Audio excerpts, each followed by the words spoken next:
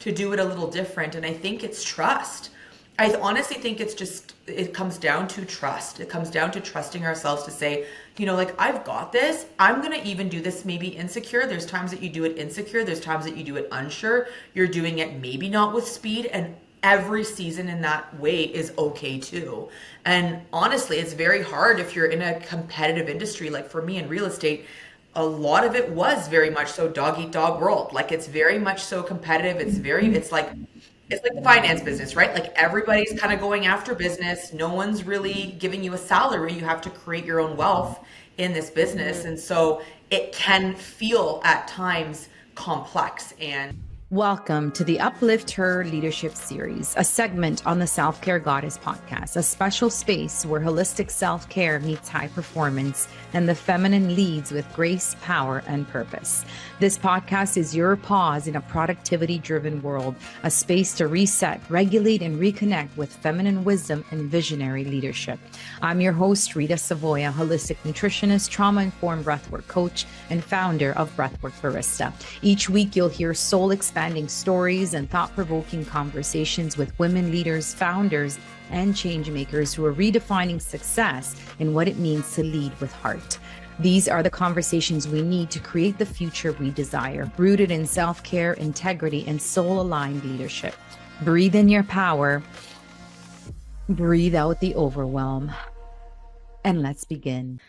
Hello, and welcome to another episode of the Self-Care Goddess podcast with today's Uplift Her Leadership Series, a beautiful special guest. Before I introduce her, of course, let's walk the talk here on this podcast and let's get into coherence with our heart, our mind, our bodies, using the breath. So if you're able to and comfortable, I invite you to lower your gaze or even close your eyes for just a couple of moments here to really tune out what's going on in the outer world, maybe what you have to do after this or what you've done before. Just sort of tune that out for just a couple of moments and tune inward.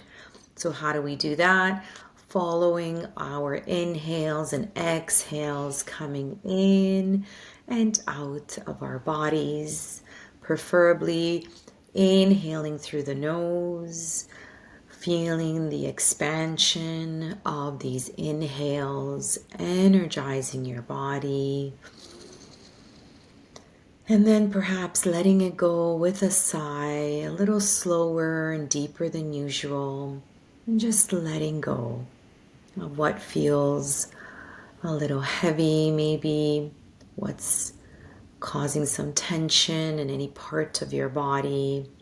Channel those extended exhales to that part so that you can soften, relax, let go of any tension or stress. Continue these deep belly breaths in through the nose and then sighing it out through the mouth. Yes, that's it. Relaxing your shoulders away from your ears. Relaxing your jaw. Relaxing your neck. We hold a lot of pressure in our upper body, our upper back. And just really seeing and feeling the tension melt away with each and every exhale. Just releasing that.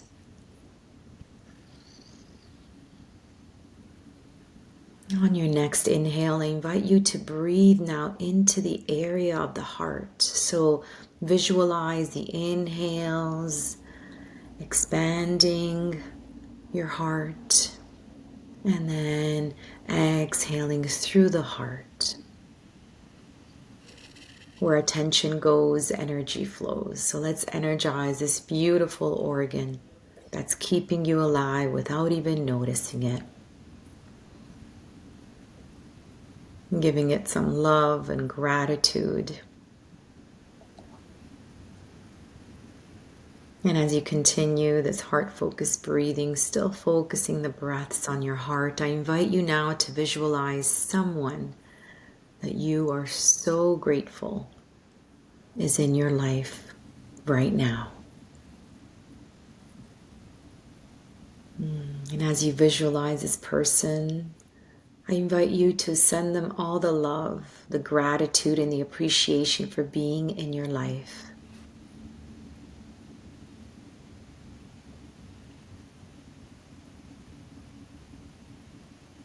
And now I invite you to send this love, this gratitude, and this appreciation. Send it back to yourself for being here, taking a time out, doing this quick breathing exercise, and just listening to this amazing podcast with beautiful, beautiful women's stories and journeys. And who knows, it might inspire you, or you can share this with someone that may really benefit from this information. But yes, thank yourself for being here, doing the work.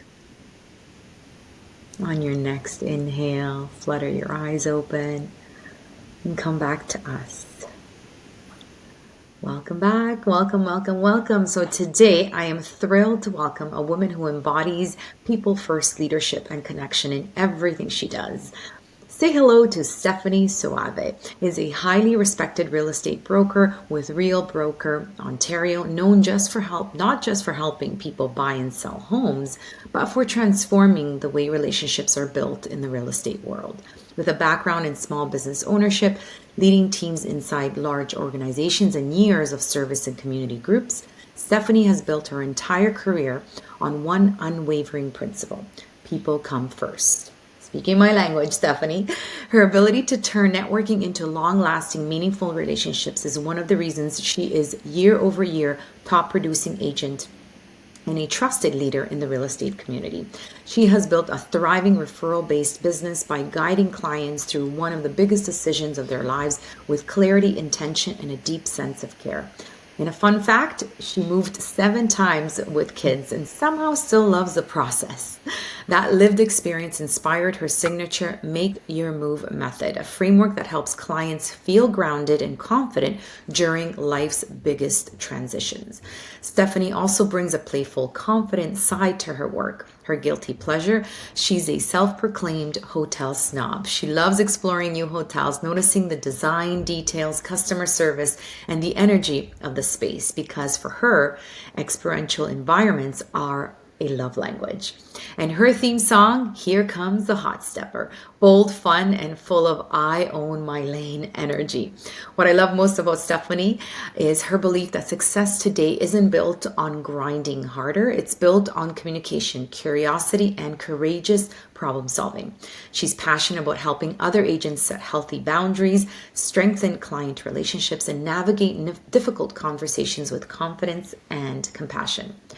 On stage and in conversation, she brings practical, no fluff insights that agents can immediately put into action, all grounded in connection, community, and authentic leadership.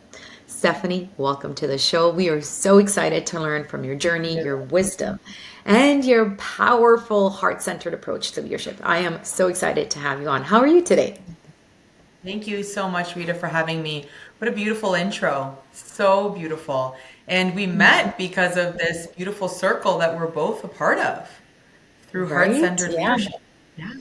Exactly. I know. Isn't that amazing? And the networking too, and just women inspiring other women and helping each other. And yeah, so yes, shout Yes. out to Diana. Woo woo. For sure, for introducing us. So yes, tell us a little bit more about me. That is one bio for sure. Doing so many things and so many heartfelt things at the end of the day. But what Mhm. was that sort of pivotal moment, do you think, if there was one, that really inspired you to be on the mission that you're on today? I think for me, it started from when I was a really young girl, coming from a service-based business background.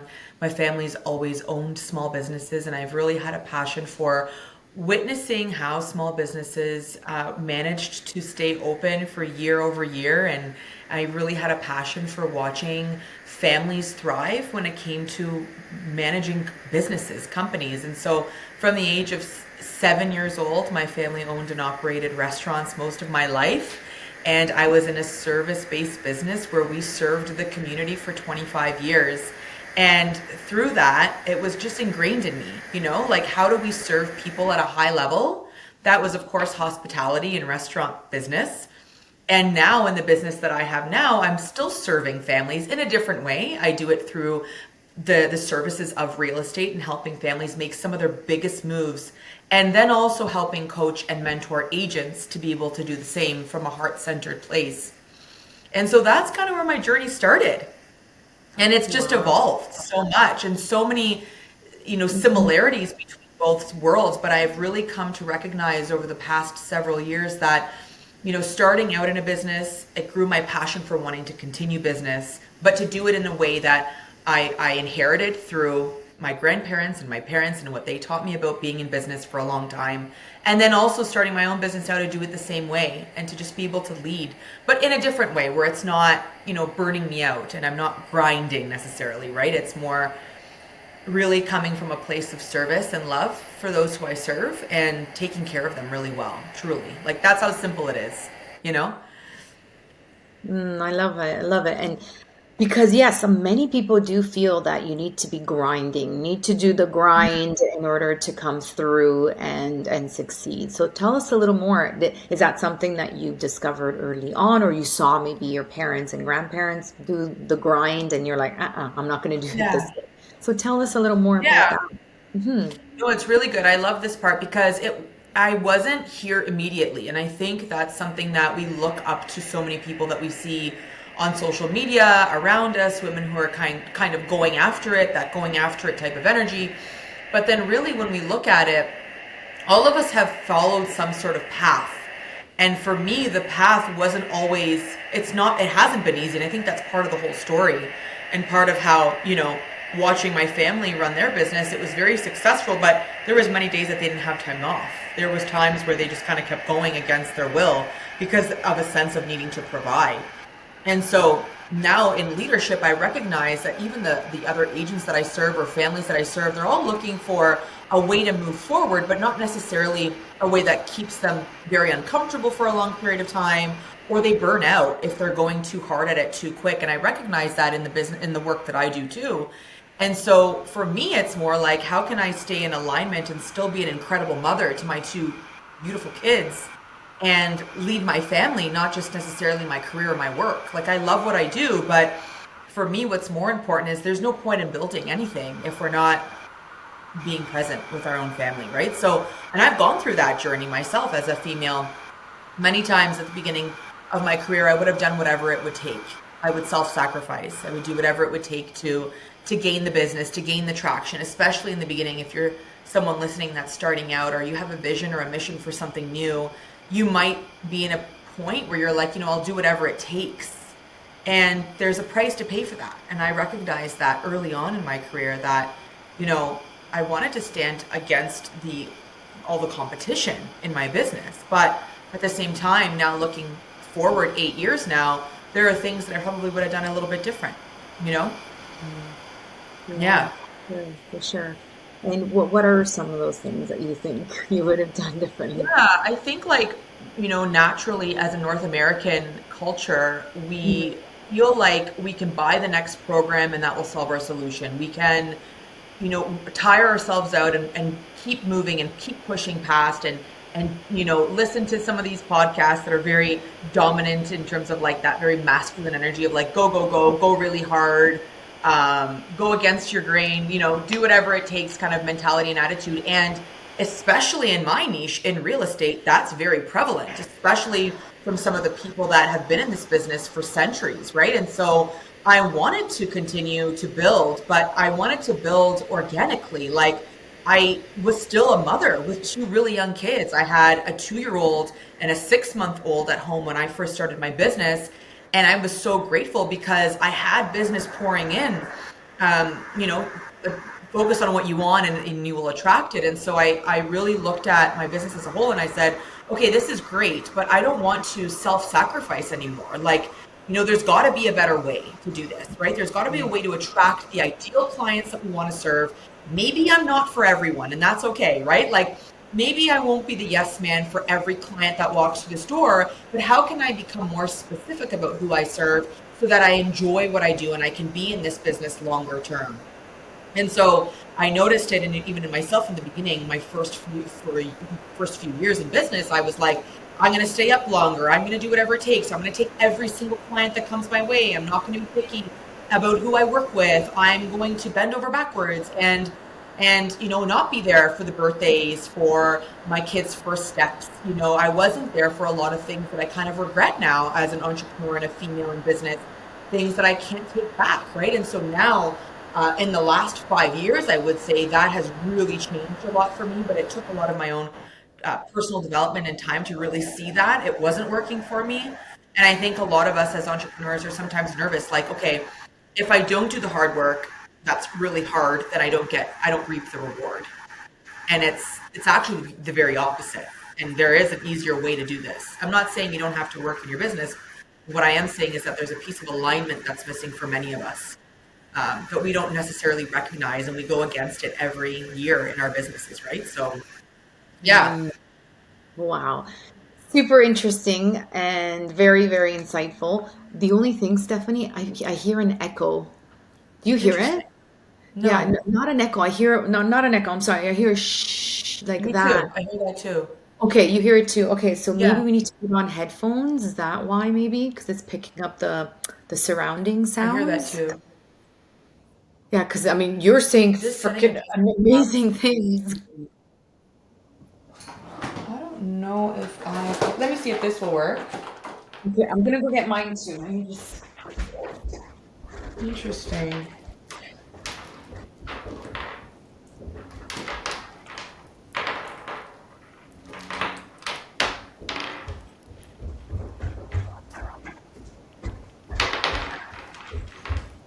If this will work.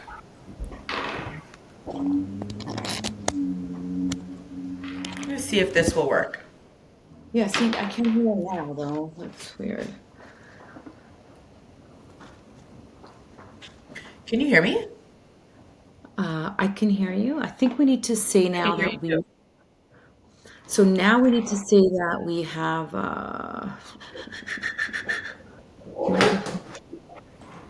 Mike. mute recording your switch.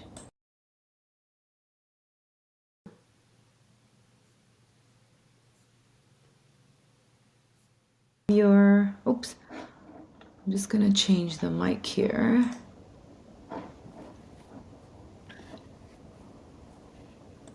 Okay, let's see now. Yeah, I can hear you. Yeah, you don't hear that. I don't No, hear it anymore. Yeah. a little bit, but yeah. Yeah, I can't You hear it anymore. no? Yeah, I can't hear it anymore. However, I'm not able to say that I'm on this now. Default speaker.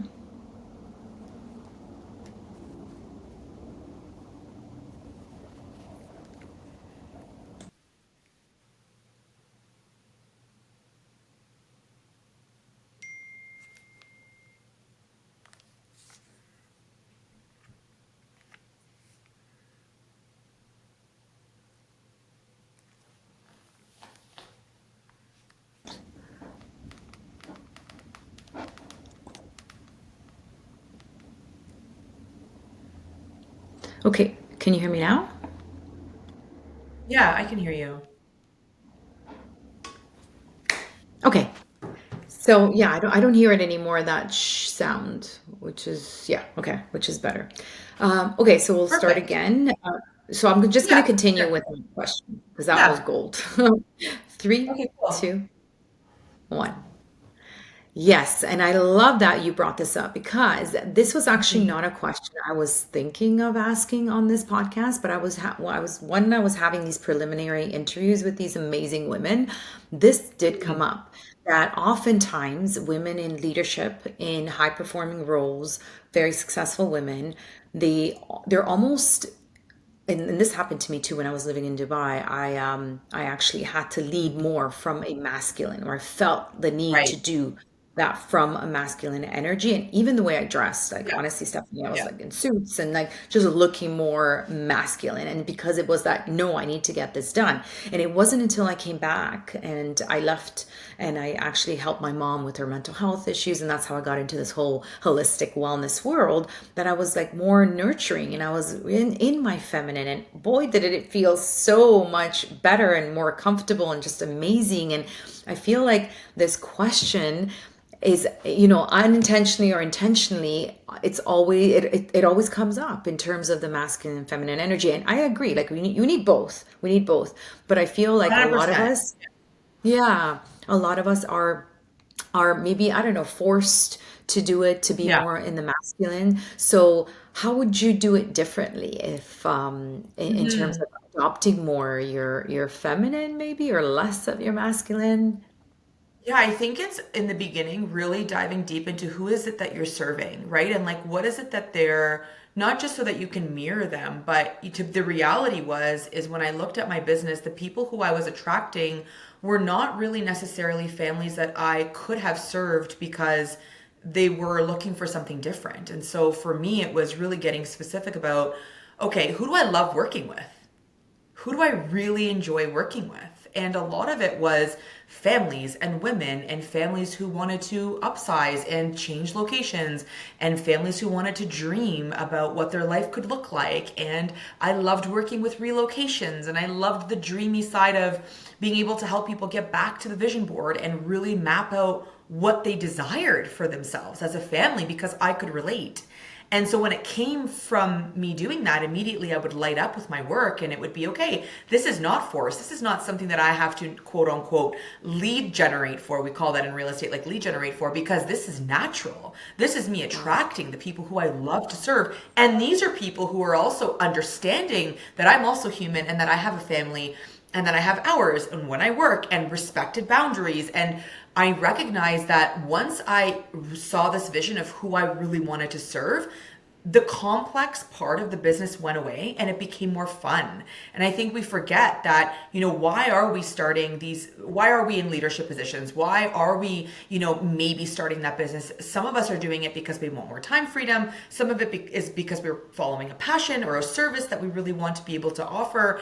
And the minute it stops becoming fun or it stops becoming enjoyable, that's like a signal. That should have been my signal in the first couple of years to be like, hang on a second, this isn't what I signed up for, And I think as a female, especially if you have a family, like for me, I raised two really young children in the beginning of my career without a single stitch of a business plan. I didn't have anybody in the business to help me. I didn't know what I was doing. I was doing this with a blindfold on, exhausted, tired, not sure, unsure, not sure if business was going to come.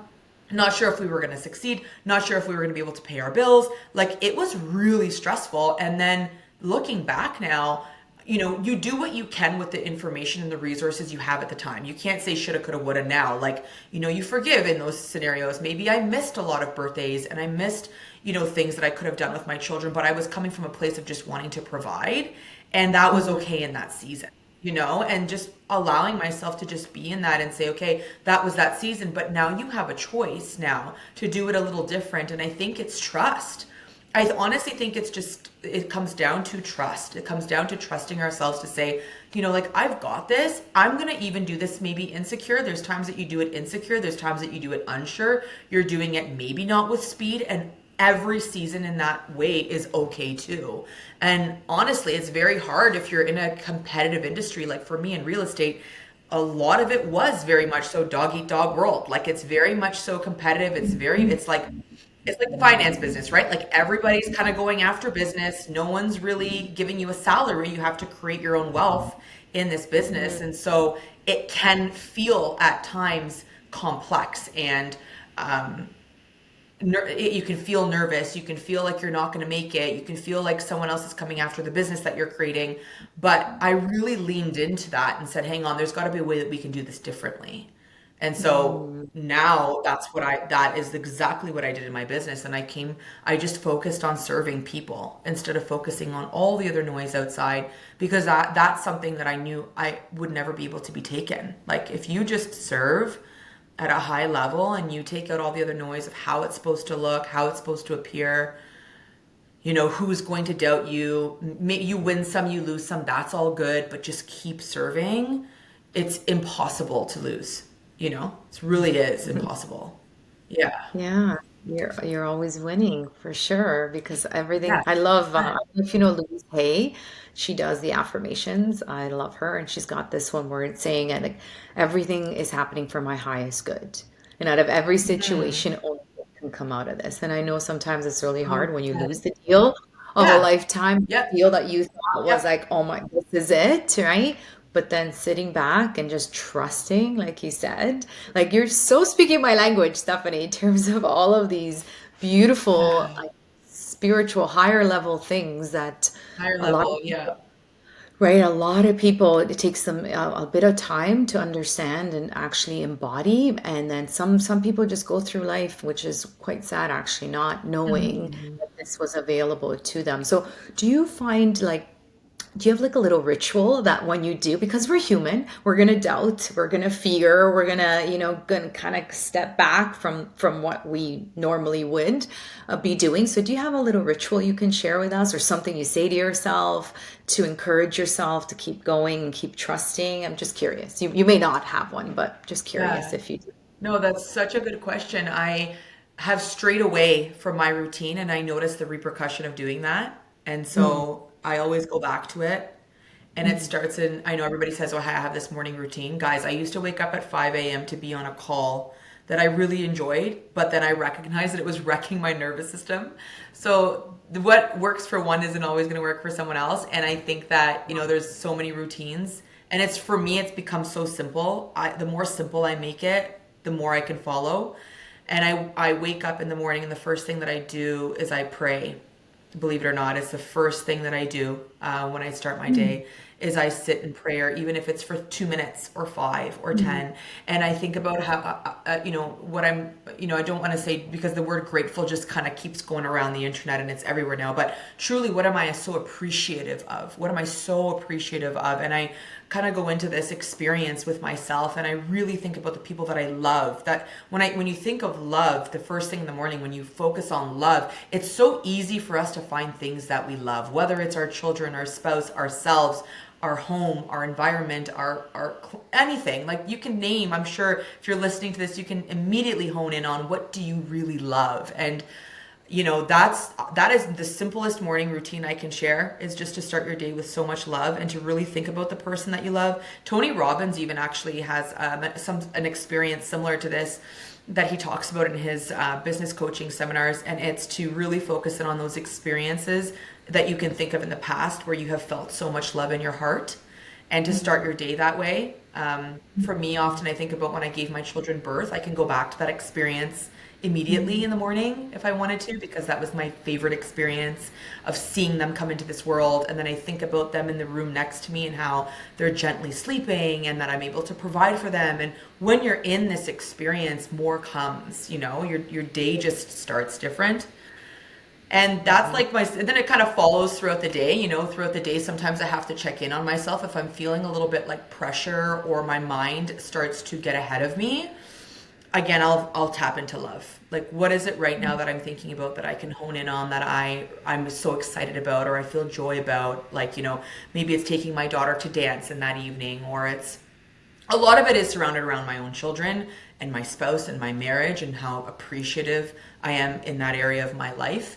And to be honest with you, more times than not, like I know we're talking about, leadership and being successful in business, but truly my mind doesn't go there first. Even though I have had so much success in my career, my mind doesn't go to that area first. And it's interesting because most people, if you ask them who are in leadership, will say that isn't their most important thing, but they spend the most time in it, right? So, that's right. yeah, Yeah, that's so true. And those, yeah. yeah, that's amazing. Well, what you appreciate appreciates, right? So, and yes, Mhm. I am so happy that gratitude is making its rounds because it is Yeah, truly super powerful. I mean, there is a Harvard research study that says it's just as powerful as meds when it comes to depression as well. Like they did like this right. study and they found that. So it's super amazing, but it's hard for some people to get into it. But like you said, 2 minutes and prayer is meditation, right? Prayer. Yeah. Meditating. Yeah. So whatever it is that you call it, you want to call it breath work, prayer, meditation, whatever it is, Sure. it's just those 2, 3 minutes. I love that you said 2, 3 minutes because really you don't need an hour and sitting No, under a tree to be no. doing 2 to No, three you're so minutes. right, Rita. And honestly, sometimes I found in the past that so when I was in it for an hour, I would build resistance to it and then I would stop doing it, right? Like I think Mhm. many of us have all these great ambitions on how this perfect morning routine is supposed to look. And that alone can be stressful to your system, right? Like Yeah. having to perfect this perfect system and then you get down on yourself the day that you don't follow it. So it's actually doing the reverse to us than what we expect it to do. We're like, oh, we're going to have this perfect system. We're going to wake up at 5, we're going to read for an hour, then we're going to do a workout, Yeah. then we're going to get the kids ready, then I'm going to get ready, and that when I was doing it, I was like, hang on a second, like I feel like I'm gaining weight. I feel inflamed. I'm actually feeling unhappy. I feel like if I miss a day, I get down on myself. If my body's wanting rest, I'm denying it of rest because I have to have a perfect routine. Yeah. So Yeah. culturally, as North Americans, we're very rigid, and finding a way to make it more fluid is, in my opinion, kind of where it lands better, you know? Yes, I so agree. So I usually ask like sort of what are your top three self-care rituals? And I do get some pushback for some of the guests saying, well, they're not like rituals. I don't do it all the time. And I'm like, you know what? Good for you. As long as you're doing something that, Hmm. makes you happy or that time out whenever it is throughout the day or during the day. So in terms of how do you balance your leadership with your personal life? What are your top sort of secrets that you can share with us or tips that you can share with us? And is there such thing? Yeah, I Actually, let me think ask, that is there such thing as work-life balance? Can we balance it? honestly, it comes down to like, what is balance to us, though? You know what I mean? Like, I think asking the question of what is balance, because balance for me and balance for someone else is two completely different things, you know? Like my husband can go run a 5K and come home and then, do something else, fix a car on the driveway and go to work, and that's balance, and he feels good and that his cup is full, right? But I think it depends. I think asking yourself, like, what is the word balance to you? And I think naturally that will come for each person that hears that. They'll open up to that. Okay, balance for me is rest and seeing my children or going to work a few hours a day. For me, balance changes every single day based on how I've tapped in and I've felt what it is that I Mm, need for that day. Give you an example.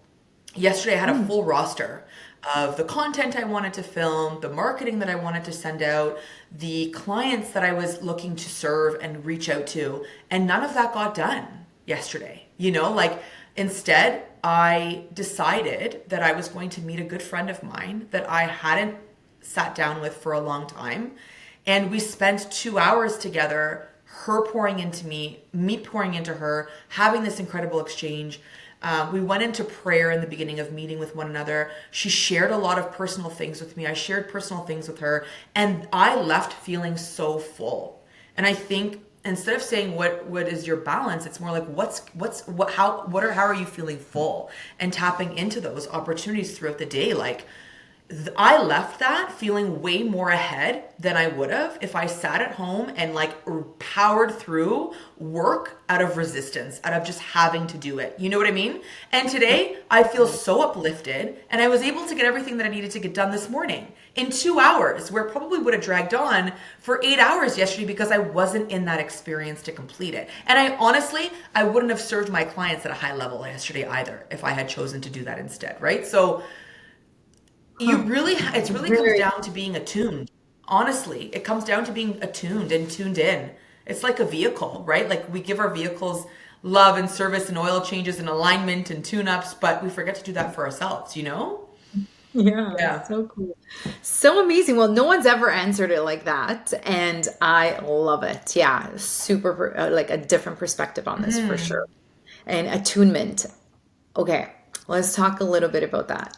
So, when do you think you were in like you really got this like way to attune Yeah. yourself? with your feelings, with your body and your emotions, because I think this goes hand in hand with intuition as well, and following your Right. intuition, understanding. So when do you think that happened for you? Do you remember? Yeah, I Or you do. always It had was actually, and honestly, it was very recent too, because again, we talked a little bit about trust. And so for me, I was always looking for the next thing. And as a leader and as an entrepreneur, we're always looking outside of ourselves for what's going to make things easier, faster, more impactful, bring us in more income, etc. But I think sometimes we just do too much. Do you know what I it? mean? Like, Mm, we add so many modalities and so many things into our life, and the yeah. journey feels like you just keep trying new things and adding more things when everything that we need is actually right here within us already. And once you've been able to build that trust, because most of the times why we're seeking outside of us is because we maybe feel like we don't got it already. You know what I Mm, mean? So, yeah. Yeah, and we just like, have this. listen, like, no, no for me personally, like, and for anyone listening, like, I don't have one modality that I say is better than the other. I think that everyone will trust themselves to know what's best for them. I was on a journey where, at one point I loved astrology. I loved Reiki. I loved all of these extra modalities that existed. And I would look outside of myself for what I needed. And I was reading so many books throughout the year. I was in like a competition with myself. Like, how many more books can I read? How many more courses can I sign up for? Who else can I learn from? And then I sat back last year and I looked in my office and I'm like, wow, like I've acquired so much stuff here that has just led me right back to the same spot, which is within me, you know? And I Yeah, think that yeah. piece is so interesting because listen, like there's so many great marketers out there that will market you whatever it is that they're looking to sell you, right? Like I'm also in the business of sales, of course. All of us are looking to create naturally, but I think that when we're looking to acquire something, really asking first, like, is this something that maybe I already have and I'm maybe just avoiding that I have it? And so I'm waiting for the next best thing to come up to give me permission. That was me. Like I was the first one to sign up for something, the first one to be there, the first one. And it's different if you're doing it out of inspiration or if you're doing it out of like, I have to do this. I'm Yeah, like yeah. forcing myself into this because I think this is going to be my next victory, you know? Hmm. So So do you doing less, believe? like even, Yeah, oh no, no, sorry, go ahead. Doing less. I love that. yeah, So do you believe? this last, Oh, sorry, there's a go little ahead. bit of a delay. Go ahead, you finish. No, I was just thinking about this next season. So now we're in November, going into December, and you're seeing, this rush right now of people who are looking to acquire more. They're thinking about starting, come Q1 of January, things are going to be different. I'm signing up for these courses. I'm going to do all the extra. I'm going to, I'm going to go buy the next thing to help me in my leadership or as a mother or as a female or whatever it is. And I think there's so much of it out there now that we lose track of the the simplicity. We're losing track of it being a lot more simple. So even me recently, this past couple weeks, I've been thinking about, okay, I don't want to look at it like January 1st is the beginning of my year. What if it's now? And how am I going to do an audit in my business of how I want to do things a little more simple, right? Like keeping track of where am I seeing the most return instead of adding something new. Like first using what I have because we're so used to acquiring and being an acquisition and having delayed, not having that delayed gratification, like wanting immediate results, etc. So I'm even doing that for myself this year, like doing an audit of what do I need really, before I Hmm. acquire something new. Yeah. Yes. I love that. Doing less and just really looking at what you currently have so that you don't have to add more and deal Hmm. with what, expand on what you do Yeah. have. And so do you feel this attunement? I really love this. I'm gonna get on this a little more. Do you feel that it comes with experience? So it comes with a little bit of age, a little bit of wisdom, maybe learning from past mistakes, or can, for example, how old is your daughter? She's so cute, by the way. Yeah, Like, Mila, you think she can, she's 8. She's gonna be Oh, 8. amazing. Yeah. Yeah. Or do you feel that like she can already adopt this attunement, or there has to be a little bit of life lived in order for you to realize how to actually do that. Tune into Honestly, your I think we're all born with it. I think over time it gets congested, is the way to kind of put it, to be honest with you. I don't think it's something that you learn. I think we already have everything that we need, but then we're born into this belief that we need to create or have more in order to feel good. And we already Mhm. have. We're already perfectly aligned as we're born, as we're beings. It's Right. when society and the world that we live in makes us believe that we're not enough and that we need to do more. This is where we fight a race that's not ours to start from the beginning. Yeah, You know what I yeah. mean? And I think we lose attunement throughout the years, to be honest with you. And then maybe later on in life, we recognize that we've lost it and it was there to begin with, kind of thing. Yes, That makes if sense. you're doing the work, right? Yeah. Yeah. What are Yeah. some things you tell your daughter? I'm curious, so that she continues this alignment into an attunement.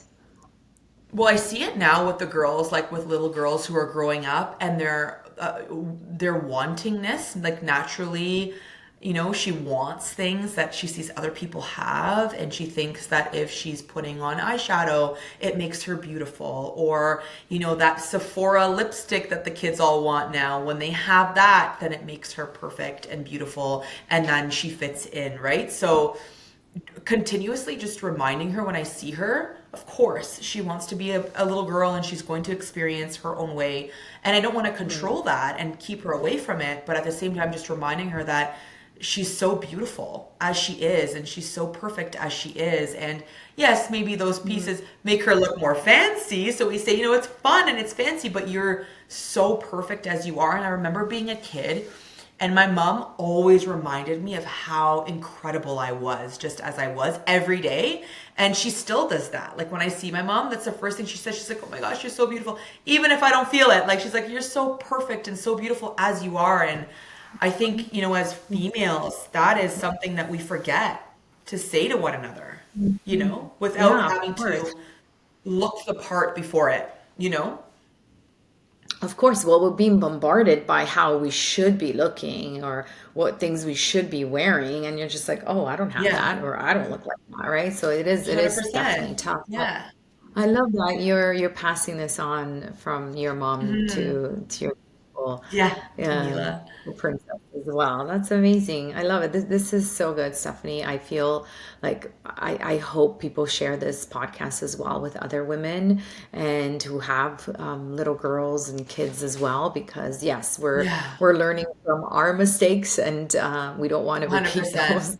those mistakes either. And if we can stop that at the generation, so that it doesn't move forward, and we don't need to be doing all of that heavy work when these little girls are our age, like, wow, we've done Yeah. something for sure. We've done something great. So yeah, no, that's incredible. So sorry, let's go back to your so you pray. Is there anything else that you do that's really, I mean, of course, you said that you read a lot, and are you Yeah. still taking courses and stuff, or you're kind of like, I'm yeah, I think actually I'm good? not, to be honest. Yeah, no, I'm Hmm. not. To be honest, I'm not taking any courses. I think like it actually was getting me more confused being part of so many things. And there's only so much energy that we could expand all day. And to be honest, I had like 4 courses on the go at one point, and I wanted to do all these incredible things.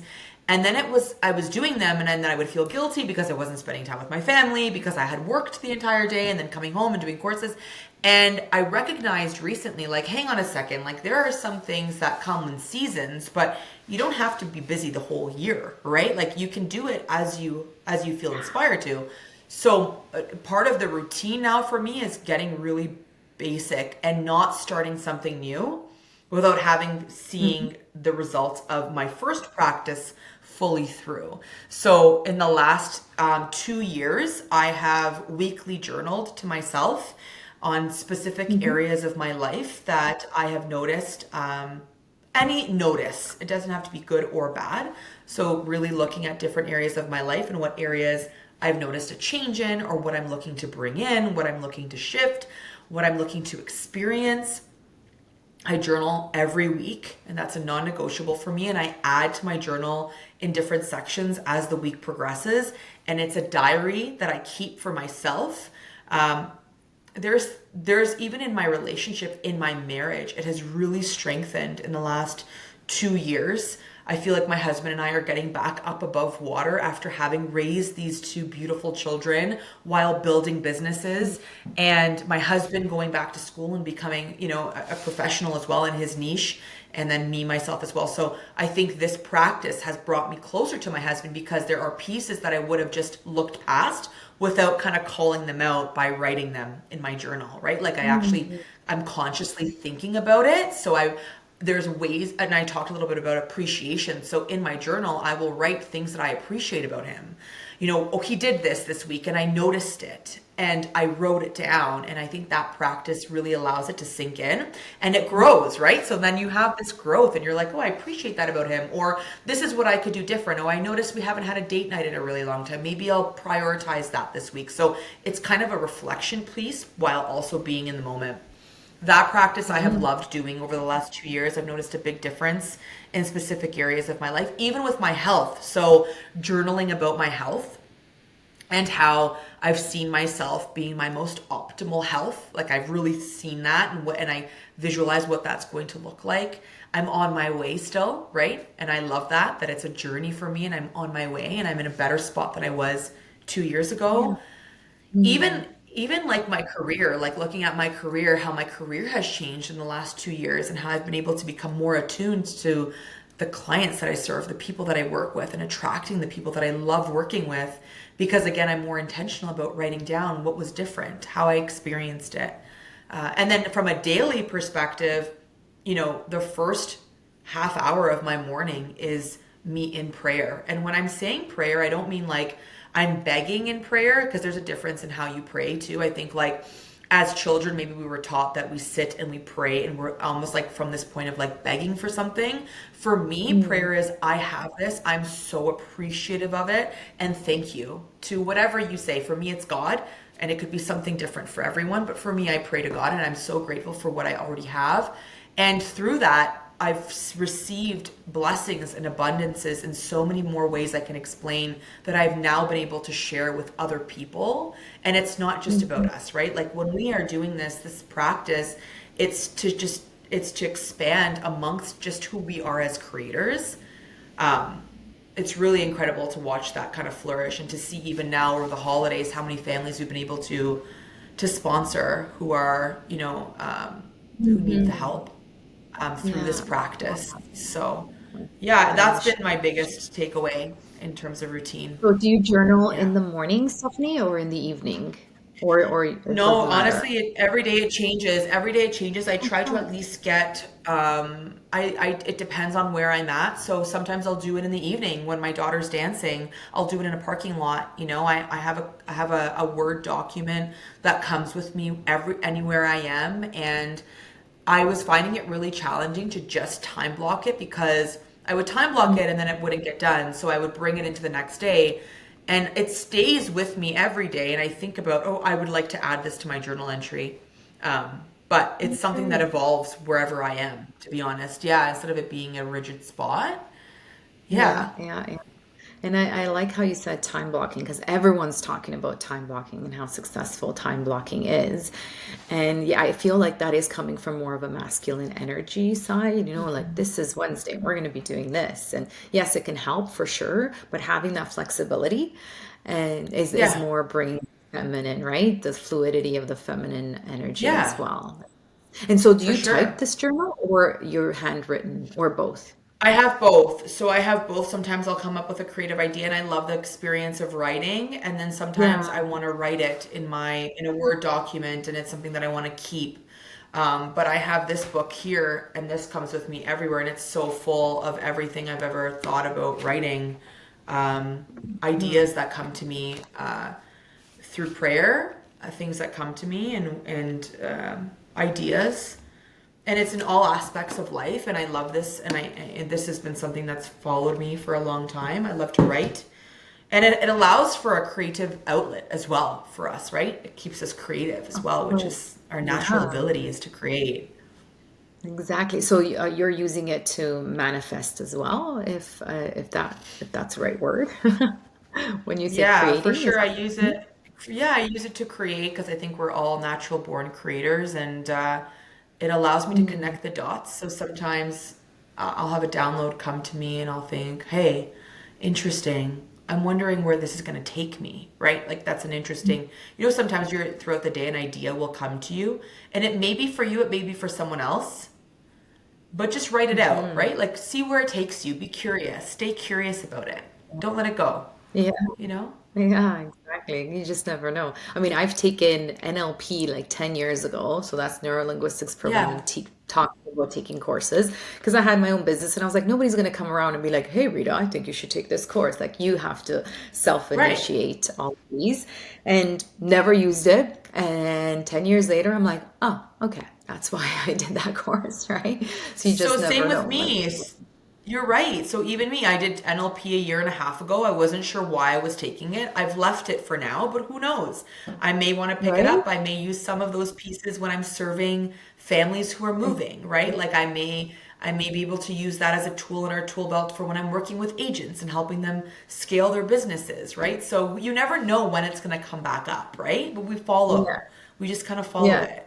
Yeah. Exactly. Again, going back to trust, I really don't believe anything is coincidental. Like even the way we Sure. met, you came a little later, and I was like last minute, kind of like, "Hey, how are you?" And then yeah, I just loved your content and kept following you, and just I was like, "Yeah, I'd love to hear her story Thanks, because you just Rita. glowing on social media and on this call as well." So it's awesome. So tell me a little more about if there's been a rule or two that you've gladly broken to sort of, get what you wanted out of it. Oh, that's interesting. I'm trying to think. That's a good one. I don't know. A rule that I've broken. Hmm. Oh my Joyfully. gosh, yeah. So actually funny, like growing up, I don't know if your family was like this too, but we always kind of like you stayed in the same home. I know so many of my friends were like they lived in the same home their whole life and you don't change and you kind of like stay where you are and like you make it work for you and then generationally that becomes the home that you raise your family in and then their family, right? And so as a child, because my family, we moved a couple of times because they had to open up a business. So we moved to from like one end of the GTA all the way to the north. And at that time, Newmarket, Ontario was like farmland. It was like, oh my gosh, I'm moving so far, right? And growing up, I recognized like, okay, it was beautiful to be raised with my grandparents and my parents and then my siblings and we lived together, etc. And I've seen that in so many of the people that I work with too, where their family stays in the same home for a long time and they're so scared of change. I mentioned it at the beginning of our call, but I have personally moved 7 times with 2 kids, and I've broken my own rule of like, you buy the house, you stay in the house, you stay in it forever, you don't change. And I think so many people feel like they have to stay where they are for the rest of their life. But for me, the moves have been the biggest thing for me because I was breaking my own rules because I thought I'm going to live in this house for 10 years. This is going to be the home for me. And I would only live in it for a year. We'd fix it, we'd flip it, we'd move. Now, we're further north and I love where I live. I'm so glad that I made those moves when I did, but I definitely broke my own rule because I had the best intention at the time to stay longer in certain pockets in certain neighborhoods, but I changed. Our needs changed, our desires changed, the kids' needs changed, Mhm. We wanted to travel more, we wanted to be more liquid. We didn't want all of our funds in one asset. We right-sized because our kids were growing and we needed a different environment to raise them. And so that for me has been a rule that I definitely break. I always laugh because I'm in this house now for 3 years and I'm like, oh, I'm getting the itch, right? And my husband's like, no, we're not going anywhere. All right. So that's been kind of funny that has followed me for sure. So hilarious. Yes, yeah. But again, just I don't know. I feel like I'm not attached to anything. At the end of the day, we're all Right. going to the same place with nothing. So like, what's 100%. with all the What's the attachments? Like point? I love that. Right. you've realized that at the end of the day, it's what is going to benefit you and your family Yeah, at that point in time and making those decisions, you know? that's And it. yes, it could be tough moving around, but then the experience as well of just experiencing different communities for your kids, they would have never Oh gotten that if man, yeah. they didn't, The right? Or friendships even, too, like the amount of friends we've made, yeah, honestly, like exactly. it's Mm-hmm. really humbled us. This experience really humbles you for sure. Yeah. Mm-hmm. Yeah, for sure. So, what's a piece of advice, Stephanie, that you'd give a high-performing woman in terms of how to talking about resilience, how to cultivate resilience, especially during uncertain times like we are experiencing today? I think the biggest piece is asking yourself, what is it all for? You know, what are we doing? Like, what is this all for? Um, Mm. that's the biggest thing for me lately because, of course, I always in past years, I've always wanted to scale. I've always wanted to do more. I want to hit that next financial milestone. And this year, it's been a little bit different because I'm feeling like, is it coming from a place that I feel inspired, or am I doing it because I feel like I have to? Right? And so I Yeah, think yeah, those of us who are wow. in leadership, what is it that you actually really want? Mm-hmm. That alone is just enough. What is it that you really Yeah, actually want? yes, And I'm yes. I'm At this questioned by moment. that myself now. Yeah. Because it can change, right? Like you said, last year you wanted this, and this year is that. So I love that recalibration that you can do, and really ask yourself, what is your why? You know, why are you doing this? And it recalibrate for sure. And again, Hmm. that word, attune to it. Yes, so good, Yeah. Stephanie, so good. Like, such So good. amazing Thank nuggets, you. right? Yeah, this was so Yeah. good. So, what is your legacy? What do you want to be known for, in terms of like, what do you want to leave behind with your kids and your community and the people that you've touched? Yeah, I just want to be known like for my kids. I want them to be like she was such a good mom, you know? Like not that it was like about how much I worked or how productive I was or how many people I served or the accolades that are around our home. None of that matters. I just want them to be like she was such a good mom. And if when people think about me when we've passed on, I want them to think, man, she was a good person. That's it, just simple. She was such a good person. I remember this one thing that she said to me or that she left me with that really made a difference. And like that I'd be good with. So simple. My kids, they feel good, they're happy, they had great experiences with me, they feel like my mom was the best. My mom was the best, and this is why. And even for clients or people that I meet, like the same thing. I met an athlete at a convention that I was just in. He was a former NBA player, and he has a daughter. And I only had 2 minutes with him, and my only question to him was not about his career, not about his athlete world, not about him being an NBA player. It was if your kids could if you could leave your kids with one thing, what would it be? And he said the ability for people to remember them for being in their greatness. And he said he was telling me a story about how his father has passed and his father is remembered in so many rooms that he goes to. He's like, I'll show up to a party, I'll show up to an event, and people remember my dad. And they were like, man, your dad, God rest his soul, but when he was alive, he was a great man. And he goes, I want that for my daughter. I want her to remember me that way. I want people to come up to her and say, man, your dad was incredible. Like, he was so good, and I remember this story about him, and to remind him of stories. And I was so shocked that it was so simple. Here's this guy who's got a family of his own. He's an athlete. He's gone after his career at the highest peak performance he could have. And his answer to me in 2 minutes was so simple.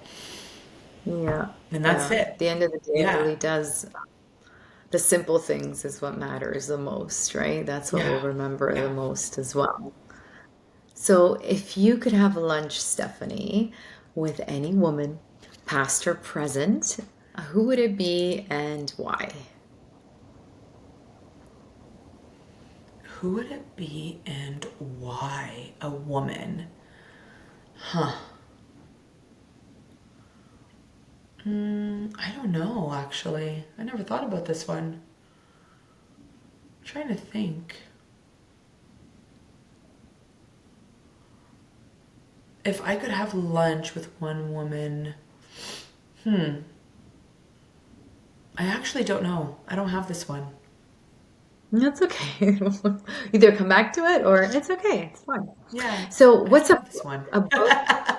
Yeah, it's it's okay. That's fine. What's a book, a quote, or a mantra that, profoundly has impacted you?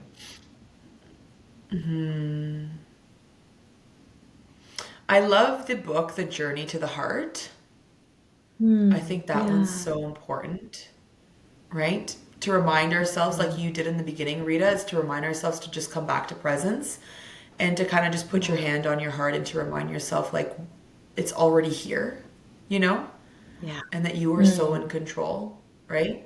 I think Yeah. I love that you do that with your breath work as well, bringing people right back here, right back to where they are. So that would be Yeah. probably top of my list for sure. No, I love that. Yes, I read that book. Really, really profound. And yeah, I love when during I can't wait for you to experience the breath work. But in terms of when people have like a few minutes just to tune in, exactly what you do in the morning, just to tune into their gratitude and their heart. And sometimes you'll just be shocked at what comes up.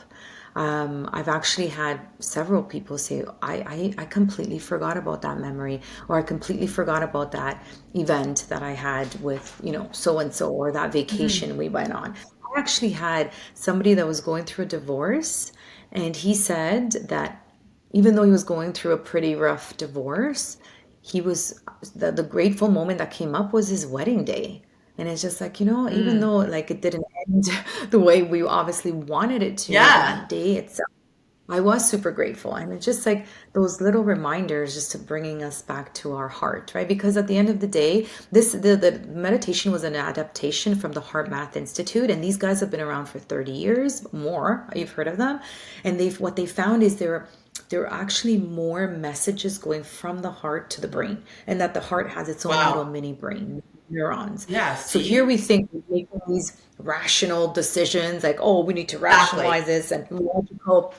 Meanwhile, Stephanie, all these decisions are actually coming from our heart. But many of us are so disconnected with our heart, we're not That's making right. those the decisions that are really deep down from the heart. So I love that. So I true. love that you've Yeah. recommended that book for sure. And we do a little compilation of the recommended reads, so we'll add that too. So So fun. what I is love it. something, yeah, what is something that you would tell your younger self? I'm sure you've had this question before. Some advice that you'd Oh give my your gosh. younger I self, have and this please, picture. which one? I Yeah. have this picture. I have two pictures at my desk. So this is my younger self. You can see them. Okay. And I keep these pictures of myself in my office, and I think about her all the Okay. time when I'm making decisions in business. And it's to have more fun. Like, she's like so happy, right? Just Yeah, yeah. So have more fun. cute. It's not that serious. Like, the one thing I would say is, like, it's not that serious. Like, really, we take things so seriously in our lives, and it's really not that big of a deal, you know? I I think we'd so create less agree. disease in this lifetime. We'd have less disease. We'd have less people doing things that they hate or dislike. We'd have happier people if we just took like that one mantra to say, it's not that serious, have more fun, you know? Enjoy, Yeah. Yes, relax, it's so all good. true.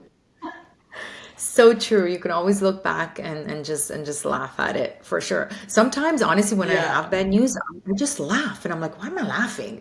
And that's it's it. like, because okay, Yeah, maybe I don't want to cry. That's why I'm laughing. But sometimes that, like, yeah, that humor just like yeah. lifts. heaviness, right? It's interesting to say that. I actually wrote, and laughing is a breathing technique, by the way. So it does help to Yeah. relax the nervous system. So it's super, and that's why you feel so good after you're like with somebody who 100%. you've laughed so much with, You right? know? I actually wrote an affirmations book and I wrote the affirmation, the serious affirmation, but then I ended it with a humorous ending. Because I was like, this Wow. healing work could be really, really heavy, right? It could be really like, That's right. oof, like, especially most of us are dealing with little t or big T trauma, right? So I ended it with a little bit of humor. So first of all, it's more memorable too. You can remember it better, but like it just like, ah, that's true. That's right. It's like taking like a really nice deep breath and just letting all that Yeah. BS go, right? That's heavy. But I love that you Shake it have off. pictures of yourself for that reason. I love that. That is a really cool technique, Stephanie. I love Honestly, it. it's Yeah. so cool, especially because I found one where I'm in my most natural smile in a photo. If Uh-huh. you can find a photo of yourself smiling as a child, oh my Mm. gosh. It's just So then what like, with it's so fun, if there's you an know? so if you have like a problem or an issue or like just you need some direction, you would actually like say, what would this little girl want or say Yeah, or I more honestly, it sits in my office so that when I go onto my computer or when I'm about to do some work, it feels more lightweight, to be honest.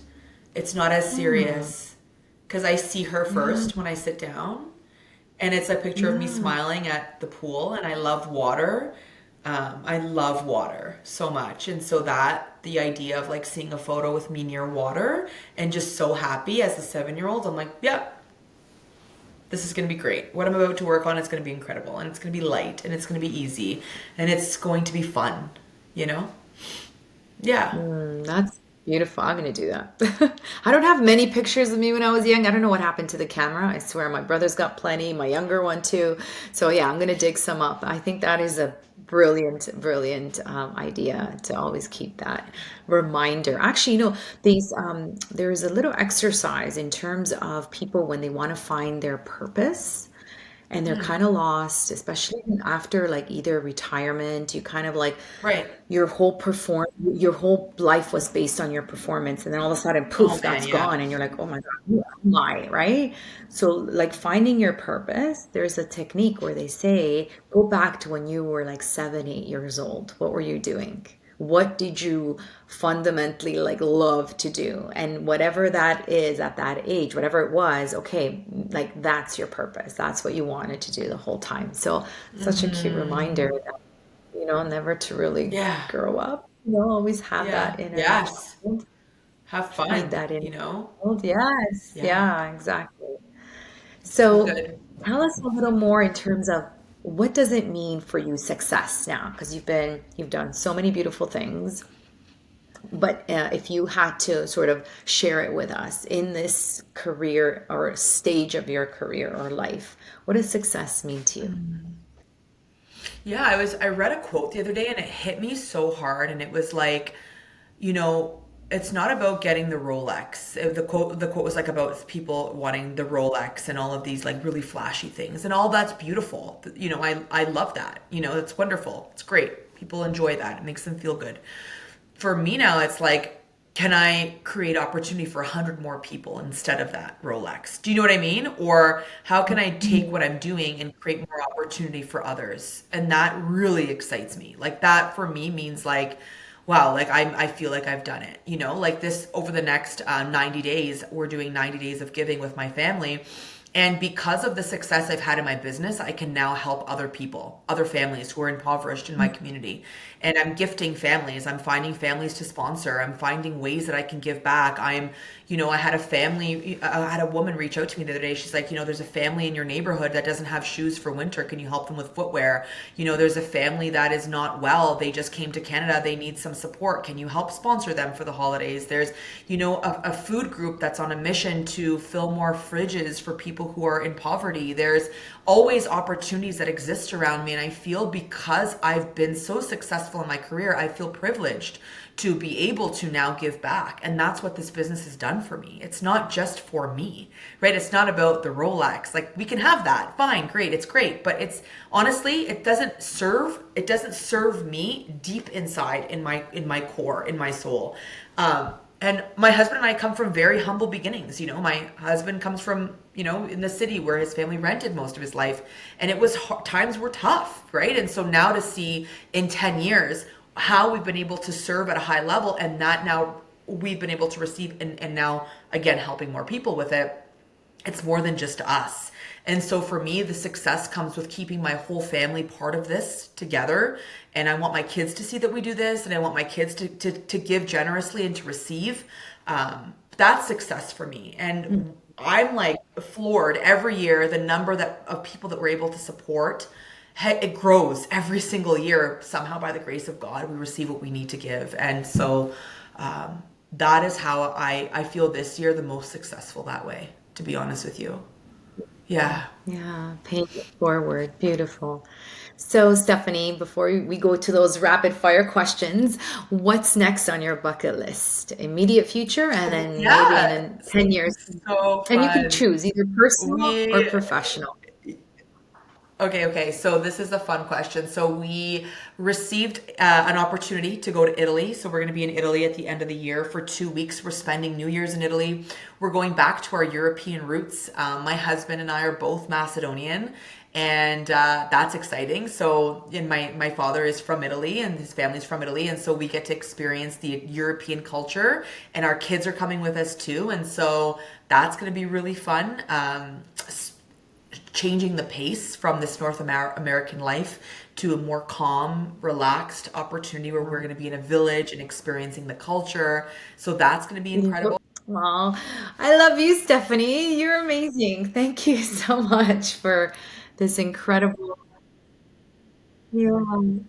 incredible conversation, really full of golden nuggets. I had no idea I was going to be very, very impactful, super insightful. Thank you for sharing your story and amazing tips. Like, seriously, I'm going to take a lot of what you said and start incorporating it and seeing if it works for me. Because as we mentioned, it may not, but yeah, just like so beautiful. So thank you for your time. Thank you so much for sharing your story and your journey. And yes, I can't wait to keep in touch, cross paths, and who knows, maybe we'll be back. Take care, Bella. Thank you for joining us on Uplift Her Leadership Series, a special segment of the Self-Care Goddess podcast. If this conversation lit something up in you, please share it with a fellow change maker, and let's keep building a new model of leadership together. Follow me on ritasavoya.com and stay connected for more conversations that blend well-being, wisdom, and bold feminine leadership. Until next time, breathe mindfully, live intentionally, thrive gracefully, and remember, self-care is your superpower. Ciao for now.